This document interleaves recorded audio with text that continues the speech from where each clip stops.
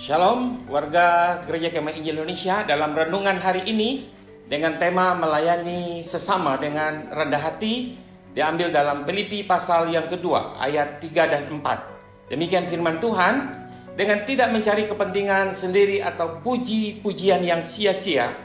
Sebaliknya hendaklah dengan rendah hati yang seorang menganggap yang lain lebih utama daripada dirinya sendiri. Dan janganlah tiap-tiap orang hanya memperhatikan kepentingannya sendiri, tetapi kepentingan orang lain juga. Kekasih-kekasih Tuhan, warga Gereja Kemah Injil Indonesia, di tengah dunia yang mengutamakan prestasi, pengakuan, posisi, kerendahan hati menjadi nilai yang langka. Dan kadang-kadang juga dianggap sesuatu yang lemah.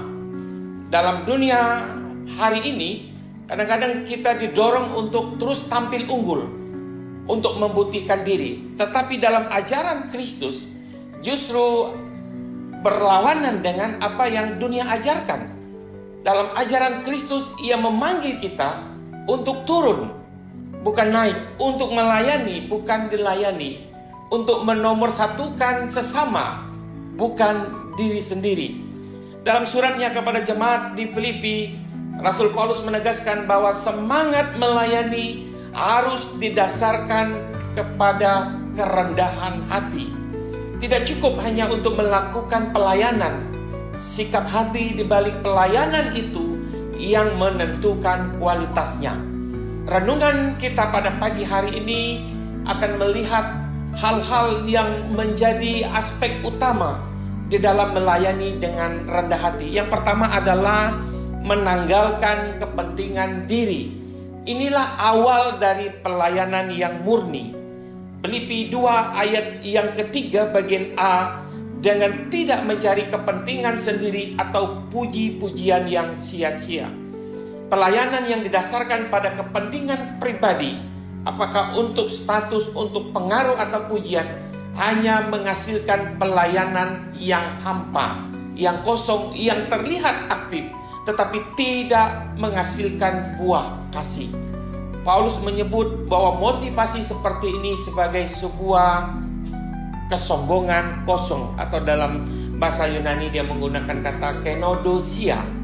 Ia mengingatkan bahwa pelayanan yang sejati tidak boleh berpusat kepada ego atau egosentris, tetapi teosentris, kepada Allah dan kepada sesama. Ketika kita masih mengedepankan nama kita, pelayanan menjadi sempit dan melelahkan. Namun ketika kita melayani tanpa pamrih, hanya untuk memuliakan Allah dan memberkati sesama, hati kita dibebaskan dan Tuhan dimuliakan. Lalu hal yang kedua, bagaimana kita melayani dengan kerendahan hati? Mengangkat sesama lebih utama, atau bagaimana kita melawan egoisme dunia. Filipi pasal 2 ayat yang ketiga bagian B, hendaklah dengan rendah hati yang seorang menganggap yang lain lebih utama daripada dirinya sendiri. Inilah titik balik spiritualitas kita. Dunia berkata utamakan dirimu, tetapi Tuhan mengajarkan kita untuk mengutamakan orang lain. Ini bukan berarti merendahkan diri secara tidak sehat, tetapi menempatkan sesama dalam kasih dan hormat yang tulus. Dalam bahasa Yunani ada frasa menganggap yang lain lebih utama, mengandung arti menilai orang lain dengan hormat dan menghargai mereka seperti kita menghargai Kristus sendiri. Kerendahan hati bukanlah sesuatu yang menjadi hal yang harus kita tingkatkan. Kekasih-kekasih Tuhan. Jadi Carl Lewis mengatakan bahwa kerendahan hati bukan berarti merasa lebih rendah dari orang lain, tetapi berhenti memikirkan tentang diri sendiri secara berlebihan. Ini adalah kekuatan, bukan kelemahan. Hal yang ketiga, menghidupi kasih dalam perhatian aktif terhadap orang lain. Filipi pasal 2 ayat 4, janganlah tiap-tiap orang hanya memperhatikan kepentingannya sendiri, tetapi kepentingan orang lain juga. Kerendahan hati tidak cukup hanya dalam pikiran dan sikap, ia harus diwujudkan dalam tindakan kasih yang konkret. Paulus mendorong jemaat Filipi untuk proaktif, untuk memperhatikan kebutuhan orang lain. ini menuntut adanya sebuah kepekaan sosial dan empati rohani.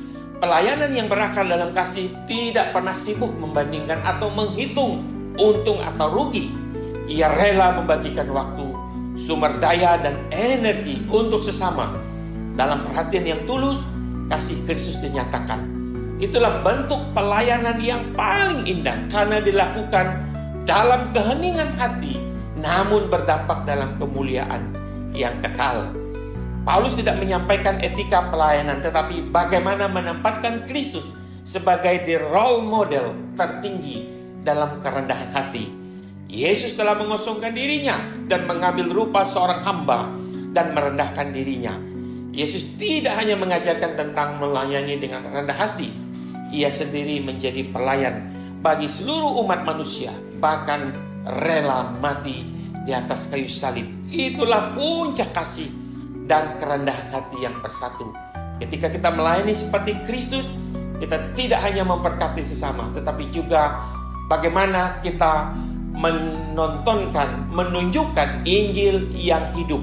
Dan dari sanalah dampak pelayanan kita menjadi pelayanan yang bersifat kekal. Tuhan memberkati. Shalom.